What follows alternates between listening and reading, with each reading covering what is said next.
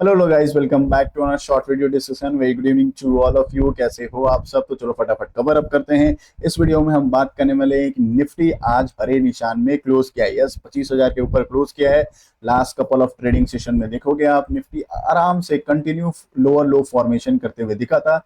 24,700 के लेवल के आसपास भी आया था, फिर भी मार्केट आज देखोगे अच्छा खासा कम बैक करते हुए लगभग लगभग 1.25% के आसपास रैली करते हुए दिखेगा। अच्छा खासा कमबैक किया है ग्रीन में, छोटा सा एक कम 1% के आसपास या 0.25% के आसपास कमबैक करते हुए दिखेगा निफ्टी में। ठीक है, तो आपका पोर्टफोलियो कैसा रहा? लास्ट 3 ट्रेडिंग सेशन में देखोगे एकदम लाल निशान में चल रहा था, धज्जियां उड़ते हुए दिख रही थी। आज के दिन आपके जरूर पोर्टफोलियो कुछ रिकवर होते हुए नजर आ जाएंगे। कमेंट बॉक्स में जरूर बताना मुझे आपके पोर्टफोलियो का कितना परसेंट ग्रीन हुआ है। और स्पेशली मैं उनको बोलूंगा वो कमेंट जरूर करना, क्या आपने इस पैनिक में स्टॉक को बेच दिया है? क्यों? अगर आपने स्टॉक को बेच दिया या पोर्टफोलियो खाली कर दिया है, जरूर बताना कमेंट बॉक्स में। और ऐसे स्टॉक, ऐसे लोग जो इस नर्वसनेस मार्केट में भी किसी ने बाइंग किया है, जरूर कमेंट बॉक्स में ना मैं आपको थम्स अप देते हुए नजर आ जाऊंगा। चलो फटाफट देख लेते हैं कि आज सारे वीडियोस में कि क्या क्या मेजर फैक्टर थे आज निफ्टी 50 कम बैक कर सकता है, उसके पीछे का रीजन क्या है। तो फर्स्ट टाइम आए हो चैनल पे, लाइक एंड सब्सक्राइब कर देना। सब्सक्राइब कर रहे हो तो बेल आइकन को ऑल जरूर क्लिक कर देना। हम डेली लाइव आते हैं मार्केट में, तो चाहो तो चैनल को ज्वाइन कर सकते हो। लाइव मार्केट में हमारा कमेंट्री चलता है, काफी सारे स्टॉक को रिव्यू करते हैं, तो आप चाहो तो लाइव में आ सकते हो। ठीक है, चलो फटाफट देख लेते हैं। बात करें निफ्टी की, रॉकेट बनते हुए दिखा है, 25,000 के आसपास क्लोज किया है। सिर्फ निफ्टी नहीं, मेजर ऑफ सारे के सारे जो इंडेक्सेस है अच्छा खासा बाइंग होते हुए, स्पेशली निफ्टी मिड कैप में बाइंग होते हुए दिखेगा 2% के आसपास। स्मॉल कैप में बाइंग होते हुए दिखेगी। सब सिर्फ एक सेक्टर जो पिटाई हुआ है वो है निफ्टी मेटल का। उसके पीछे का रीजन क्या है? तो चाइना का मार्केट। यस, चाइना का मार्केट आगे डिस्कशन करेंगे, चाइना का मार्केट क्यों, उसकी वजह से निफ्टी मेटल जो है लगभग लगभग 1% के आसपास नेगेटिव क्लोज करते हुए दिखा है। तो टाटा स्टील कह लो, जेएसडब्ल्यू स्टील देख लो, जो भी स्टील्स के कंपनी होंगे, रॉ मटेरियल में जो डील करते हैं स्पेशली, उनमें आज लाल निशान में क्लोज होते हुए या शार्पली प्रॉफिट बुकिंग होते हुए नजर आ जाएगा। ठीक है, तो क्या रीजन था? सारे के सारे इंडेक्स आज ग्रीन निशान में थे, उसके पीछे का रीजन क्या है? तो 5 मेजर फैक्टर को हम लोग यहाँ पे कवर अप करेंगे। चलो फटाफट हम इसको कवर अप कर लेते हैं। तो पहला जो फैक्टर, जो सबसे पहले असेंबली इलेक्शन। यस, अभी कुछ दिन पहले आपको पता है एग्जिट पोल आया था, उसमें क्या फैक्टर आया था कि बीजेपी जो है हरियाणा का इलेक्शन को लूज कर रही है। ठीक है, ये उन्होंने एग्जिट पोल में निकाला था। एग्जिट पोल को अभी जस्ट मैं आपके सामने रख देता हूँ। एग्जिट पोल में क्या आया था? सभी के सभी हरियाणा पोल में देखोगे, हरियाणा एग्जिट पोल में 59 सीट जो है कांग्रेस को मिल रही है एंड बीजेपी को 20-21 सीट के आसपास मिलते हुए दिख रहा था। सभी ने एग्जिट पोल निकाला था, किसी ने भी, चाहे किसी की भी बात करें, बीजेपी जो है लगभग लगभग 20 से लेके 30 के रेंज में ही इसको बीजेपी की वोट मिली थी। कांग्रेस जो है मेजोरिटी में अपना गवर्नमेंट बनाते हुए दिख रही थी। कोई बुरी बात नहीं थी इसमें, दिखना कोई गलत बात नहीं है। बट प्रॉब्लम क्या हुआ कि अभी जो एग्जिट पोल के जो फाइनल रिजल्ट आया, तो उसमें क्या हो रहा है?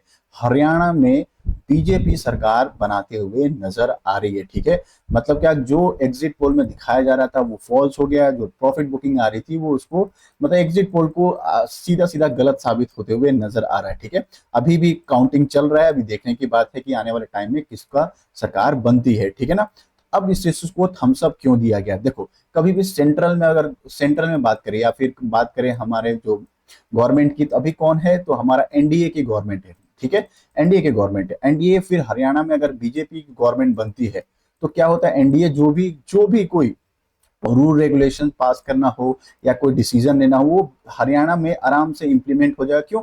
क्योंकि उन्हीं की गवर्नमेंट अंडर में काम कर रही है। ठीक है, अगर यहाँ पे कांग्रेस हो जाता, सपोज करो, मैं अगेंस्ट नहीं हूँ ना बीजेपी ना कांग्रेस, अगर यहाँ पे कांग्रेस होती तो सपोज करो एनडीए का जो सेंट्रल में जो कोई भी स्कीम हो, कोई भी प्रोजेक्ट हो, वो जब हरियाणा में आएगा, कांग्रेस भी उसमें इफ एंड बट लगा सकती है, या कुछ एड ऑन कराना चाहती है वो एड ऑन करा सकती है, कुछ भी हो सकता है। मतलब क्या, किसी भी प्रोजेक्ट में कुछ को होल्ड कर सकती है, किसी को अप्रूव कर सकती है, किसी को रिजेक्ट कर सकती है, वो सारी चीजें हो सकती हैं। बट अभी क्या हो गया? स्मूथलेस होते हुए दिख रहा है। सेंट्रल से जो भी अप्रूवल आएगा, हरियाणा में बीजेपी की सरकार है या कह लो एनडीए की सरकार जो भी बनने जा रही है, उसमें फिर से यहाँ भी एप्लीकेबल होते हुए दिख जाएगा। तो क्या होता है? ये एक पॉजिटिव सेंटीमेंट होता है किसी भी स्टेट में कंप्लीट मेजोरिटी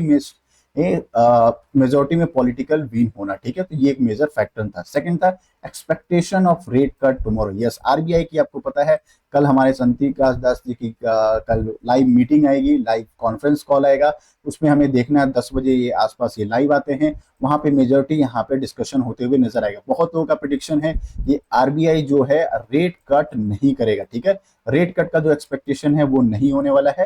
हालांकि चांसेस लग रहा है कि रेट कट नहीं हो सकता, मैं गलत भी हो सकता हूँ, क्यों, क्योंकि इन्फ्लेशन का डेटा भी इंपॉर्टेंट होता है। क्रूड ऑयल का जो भी देखोगे मार्केट देखोगे वो थोड़ा हायर जोन पे जाते हुए दिख रहा है।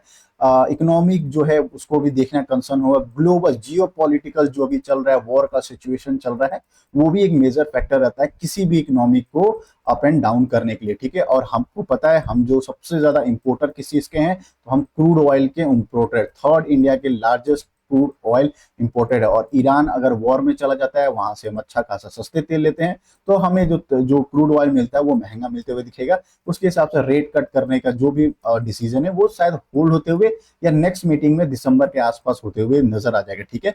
ये एक एक्सपेक्टेशन है, बट अभी भी मार्केट स्पेकुलेट लगा के बैठा है कि हो सकता है कल के दिन जो है फेडरल, क्योंकि यूएस मार्केट में 50 बेसिस पॉइंट पे कट हुआ है, तो चांसेस है कि आने वाले टाइम बेसिस में थोड़ा सा रेट कट का हम एक्सपेक्टेशन लगा सकते हैं। सबसे ज्यादा इंपॉर्टेंट थर्ड जो सबसे uncertainty in China stock. Yes, आपको भी पता है चाइना का जो स्टॉक था, अगर अब हानसेंग की बात करें, 10-10% रॉकेट बनते हुए, इसको इंडेक्स लेवल पर रॉकेट बनते हुए नजर आ रहा था, रॉकेट की तरह इंडेक्स हो रहा था। उसके पीछे का रीजन क्या था, तो स्टिमुलस पैकेज। यस, चाइना ने एक स्टिमुलस पैकेज का अनाउंसमेंट कर दिया था, इकोनॉमिक्स बूस्ट करने का उन्होंने बात किया था, आने वाले टाइम में हम अच्छा खासा इकोनॉमी कर सकते हैं, उस पर मेजर उन्होंने डिस्कशन किया था।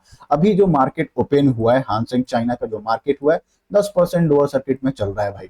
इंडेक्स लेवल पे ही जो लास्ट 5 ट्रेडिंग सेशन में देखोगे रॉकेट की तरह चल रहा था, ये जो रॉकेट की तरह चला था 30%, अभी देखोगे जस्ट ओपन हुआ है फेस्टिवल 10% का लोअर लगते हुए नजर है, 9.5% के आसपास ये लोअर लगाते हुए दिख रहा था। अनसर्टेनिटी अभी भी मार्केट में है चाइना का, जो कि हाईली इंपॉर्टेंट है हमारे लिए, क्यों, जितना चाइना का जो स्टॉक मार्केट अनवॉलेटाइल रहेगा, अनप्रिडिक्टेबल रहेगा, जो हमारे कंटिन्यू एफआईएस जो सेल कर रहे थे, अगर उसका डेटा को हम कंसीडर करें, एफआईएस का अगर डेटा अगर चेक करोगे तो कमाल का सेलिंग होते हुए दिखा था। लास्ट 3 ट्रेडिंग सेशन में 40,000 करोड़ के आसपास जो सेलिंग हुआ था, कब, 7 अक्टूबर, 4 अक्टूबर, 3 अक्टूबर एंड 1 अक्टूबर, सिर्फ 4 ट्रेडिंग सेक्शन में देखोगे पूरे के पूरे एफआईएस ने सेलिंग किया, तो 40,000 करोड़ के आसपास जो है सेलिंग हुआ था। आज के दिन का भी डेटा आएगा, उसको भी देख लेंगे। तो अगर चाइना का मार्केट अनसर्टेन होता है तो हमारे फिर से वापस आते हुए नजर आ जाएंगे एफआईएस, ठीक है ना, ये एक गोल्डन रूल होता है, ठीक है। नेक्स्ट टॉपिक पे बात कर ले तो नुरमाना का जो है इंडियन स्ट्रैटेजी। बस उन्होंने कहा है कि जो एफआईएस जो कंटिन्यू जो अपने माल को बेच रहे थे, प्रिडिक्शन है, नुरवाना एक बड़े बड़े प्रिडिक्शन करते हैं, उन्होंने कहा ये जो है ना रिसेंट टाइम में जो ड्रॉप हुआ, बट ये लास्ट लॉन्ग मतलब बहुत टाइम तक सस्टेन नहीं करेगा, कि मार्केट कंप्लीट प्रॉफिट बुकिंग में आ जाएगी। एफआईएस का जो मेजर रीजन है अंडर परफॉर्मेंस नहीं होना है, हमारा इंडियन इक्विटी जो है बहुत शानदार दिख रहा है, आने वाले टाइम में अच्छा खासा इंडियन इकोनॉमी कर सकता है। ये एक मेजर फैक्टर था आज के दिन पॉजिटिव होना, ठीक है। ब्रेंट क्रूड ऑयल की बात करें, जो क्रूड ऑयल के 80 रुपए पर बैरल के होने की बातचीत चल रही है, बट मिडिल ईस्ट अगर वॉर में नहीं जाता है तो क्रूड ऑयल भी आराम से नॉर्मलाइज होते हुए दिख जाएगा। ये सारे मेजर फैक्टर थे, बट मेरे हिसाब से 2 मेजर फैक्टर जो यहाँ पे काम किया है। सबसे पहला जो मेजर फैक्टर क्या है, इलेक्शन। इलेक्शन एक मेजर फैक्टर काम किया है, अनएक्सपेक्टेड एग्जिट पोल को रॉन्ग साबित करना, हरियाणा में फिर से state banana. Second and the most important जो होगा कि जो चाइना का मार्केट जो कंट्री बुल रन में दौड़ रहा था, कल के दिन मतलब आज मिडनाइट में देखोगे मार्केट जो ओपन मॉर्निंग सेशन में हुआ था, आराम से इसमें देखोगे 9.41% इंडेक्स लेवल पे लोअर लगते हुए दिख रहा था। तो चाइना का मार्केट अनसर्टेन होना, इलेक्शन में जीतना, एफआईएस को थोड़ा सा होल्ड डाउन करना, ये सारे जो 2-3 फैक्टर है मेजर काम करते हुए नजर आ रहे हैं कि हमारा निफ्टी जो है अच्छा खासा कर सकता है। बट एक बट जरूर लगा हुआ, वो है आरबीआई की मीटिंग। यस, कल जो मीटिंग होगी उनमें जो हमारे सर है, चेयरमैन पर्सन है, वो जो कमेंट्री करेंगे वो बहुत इंपॉर्टेंट होने वाला है। क्यों, क्योंकि अगर कमेंट्री में उन्होंने कोई भी एक नेगेटिव पॉइंट रेज कर दिया, जैसे सपोज कर दिया कि यस इन्फ्लेशन डेटा हम अनएक्सपेक्टेड आ रहा है, सेकंड बात कर लिया जीडीपी के डेटा के बारे में बात कर लिया, कुछ नेगेटिव बात कर लिया, थर्ड जियो पॉलिटिकल का जो इशू है, इकोनॉमिक क्राइसिस हो सकता है या इकोनॉमिक में कुछ इशू हो सकता है, हम रेट कट की बात नहीं करने वाले हैं। ये जो जितने भी नेगेटिव अगर कुछ भी कमेंट्री उन्होंने कर दिया, स्टॉक कल फिर से प्रॉफिट बुकिंग में चला जाएगा, ठीक है। तो सर का जो कमेंट्री है वो बहुत ज्यादा इंपॉर्टेंट होने वाला है। कल के दिन, कल जो 10 बजे उनका मेजर कमेंट्री होगा वो हम लाइव कवर अप करते हुए दिखेंगे। लाइव मार्केट में आप मेरे साथ कनेक्ट रहोगे तो हम आपको लाइव में बताते हुए दिख जाएंगे, ठीक है। चलो मिलते हैं आज के दिन। कोचिंग शिपयार्ड सर्किट लगते हुए दिखे हुए, जीआरएसी अच्छी बाइंग में, एचएल अच्छे बाइंग में है, उसके पीछे का रीजन क्या है वो भी नेक्स्ट वीडियो में हम बताएंगे। तो मेरे साथ कनेक्टेड रहो, मैं आपको अपडेट करते हुए दिख जाऊंगा। मिलते हैं एक और वीडियो में, तब तक के लिए बाय बाय।